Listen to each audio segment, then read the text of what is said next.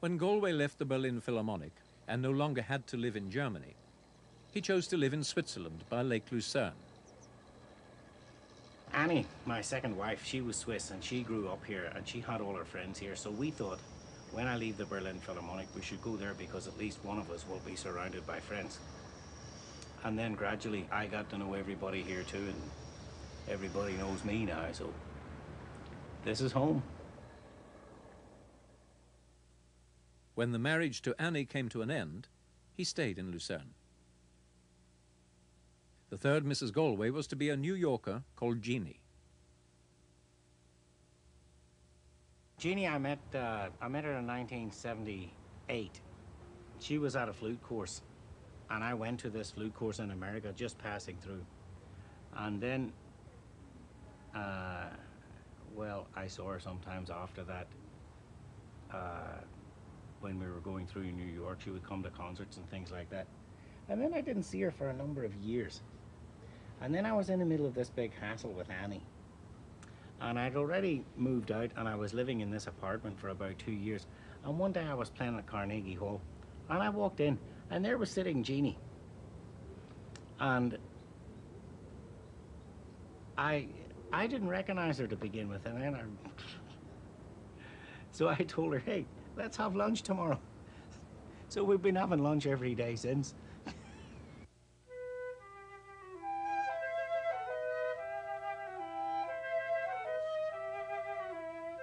You know, she's a good organizer, and she organizes lots of things that I don't need to worry about, like travel things.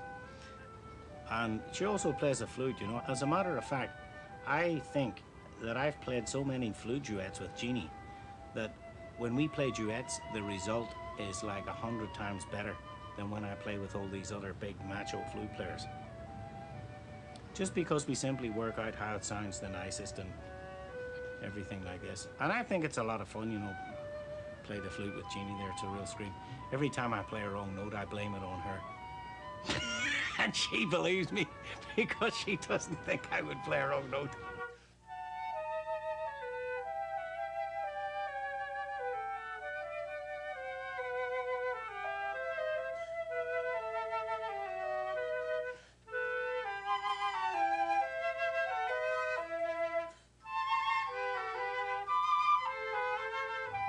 I think I have a natural sort of luck attached to me somehow or other.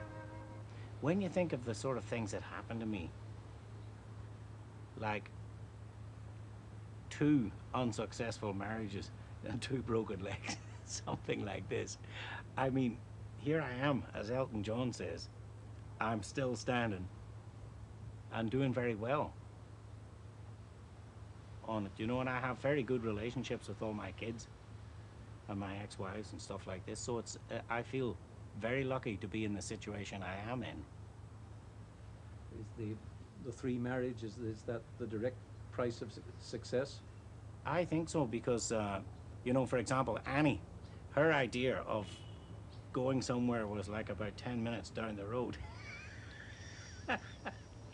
And you see, when I started doing all this rigmarole, going around all over the place, that didn't suit her at all, because she wanted to, she thought I should stop this touring and get a job here in the conservatoire, settle down and be the head of the family. Well, I didn't quite see that. I didn't think that was the best idea she ever had. And we slowly parted company because I wasn't there half the time, just there was nobody there. I am more contented than I have been. All the everyday things that used to get me down now, I can deal with much better. Just things that would have gotten me upset before, they now roll over me just like that. And I seem much better prepared for life when I stand up in the morning.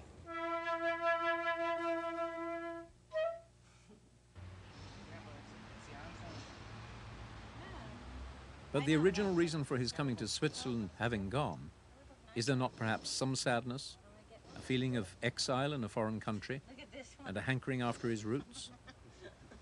I personally don't feel that I need roots. I mean, I feel this is home.